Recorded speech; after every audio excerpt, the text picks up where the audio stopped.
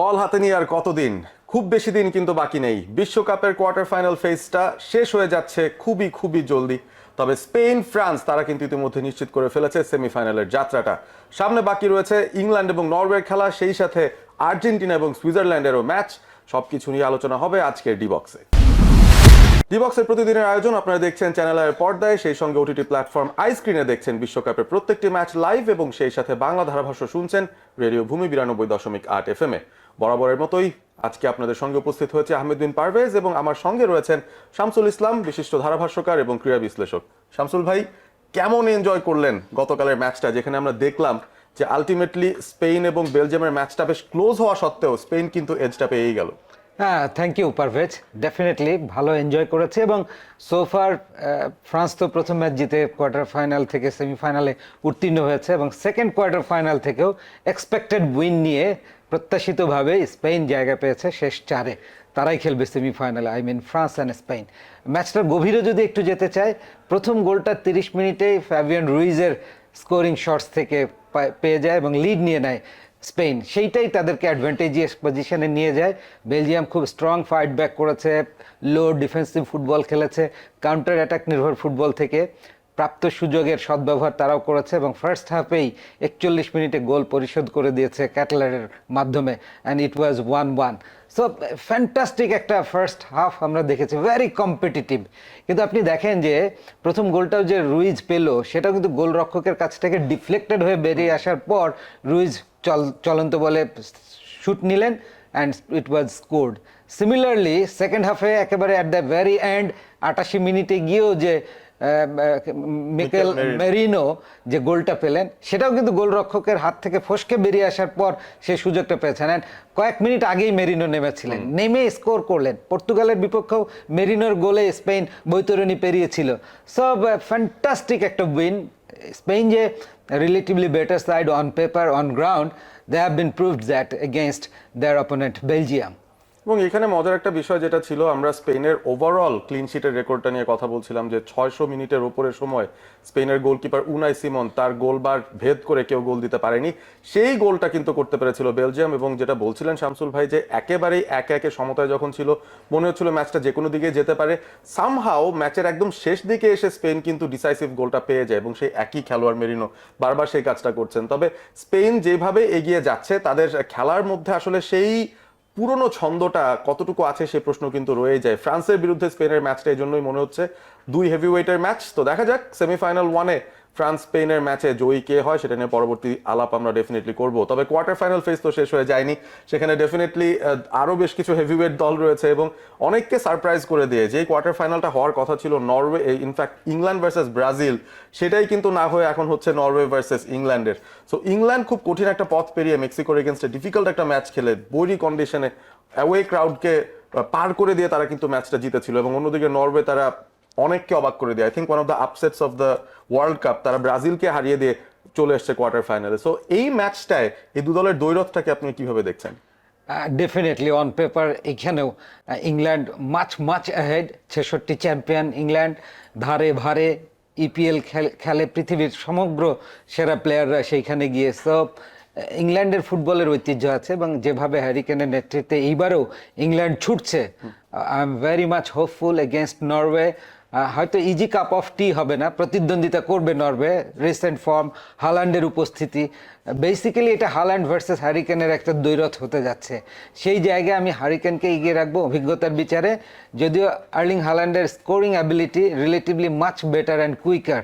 একটা সুযোগ পাবে সেই একটাই গোল করে আসবে, দুটো সুযোগ পাবে দুটোই গোল করে বেরিয়ে আসবে, এইরকম মনসিয়ানা হালান্ডের আছে। স্টিল নরওয়ের আপনি যদি স্ট্যাটস দেখেন, ঐতিহ্য দেখেন, মাত্র 4 বার তারা ওয়ার্ল্ড কাপ খেলেছে, সেখানে এইবারই 2026 সালে কোয়ার্টার ফাইনাল স্টেজে এসছে। এটাই তাদের সোফার best of world cup result. So ওই জায়গা থেকে আমার বলতে ইচ্ছে করছে মাই মানি ফর ইংল্যান্ড ডেফিনেটলি।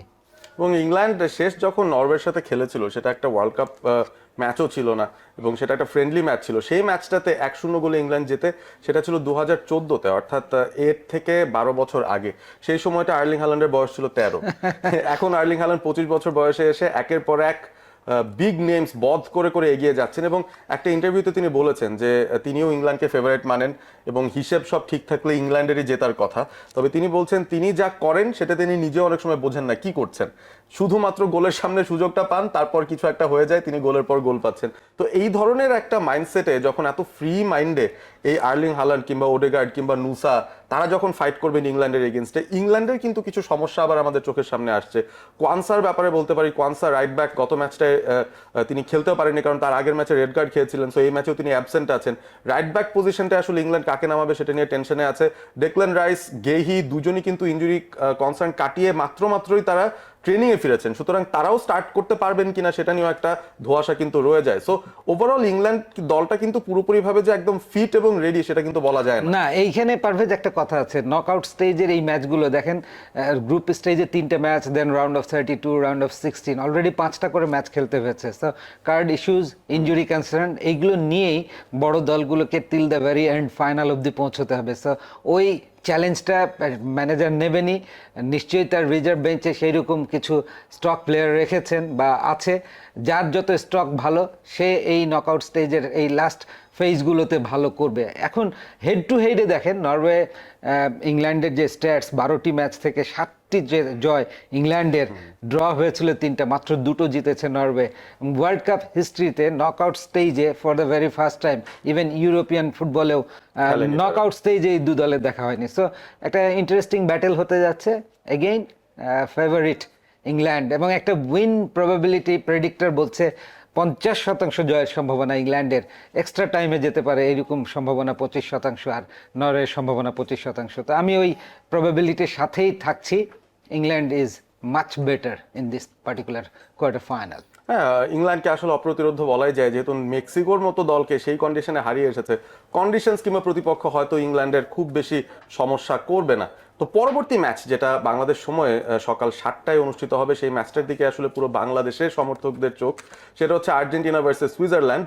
এবং সুইজারল্যান্ড তারা কলম্বিয়াকে হারিয়ে এসেছিল রাউন্ড অফ 16, এবং তারপর কোয়ার্টার ফাইনালে তারা কিন্তু জায়গা বুক করেছে আর্জেন্টিনার সঙ্গে।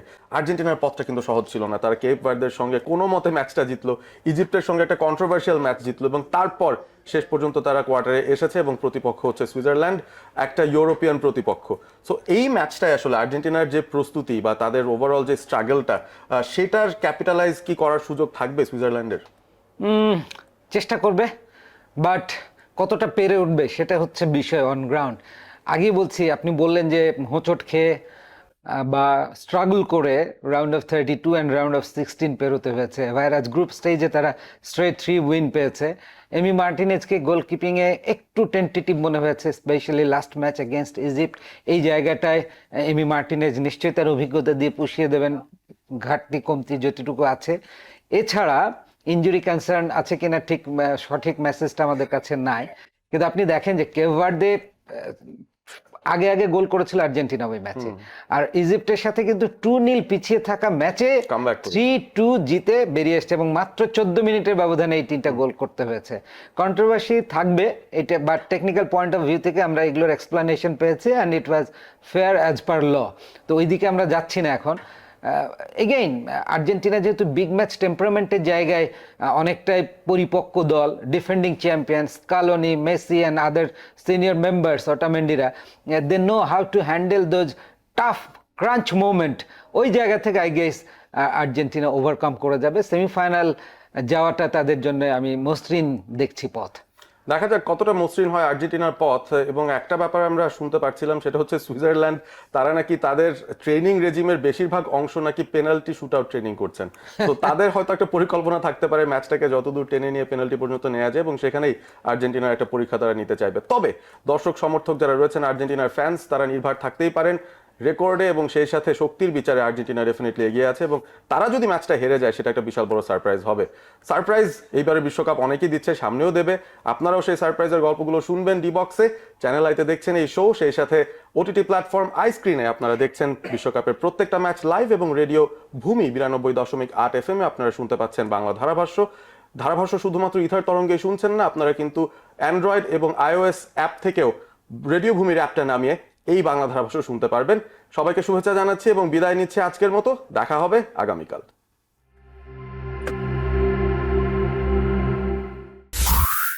রেডিও ভূমি 92.8 FM।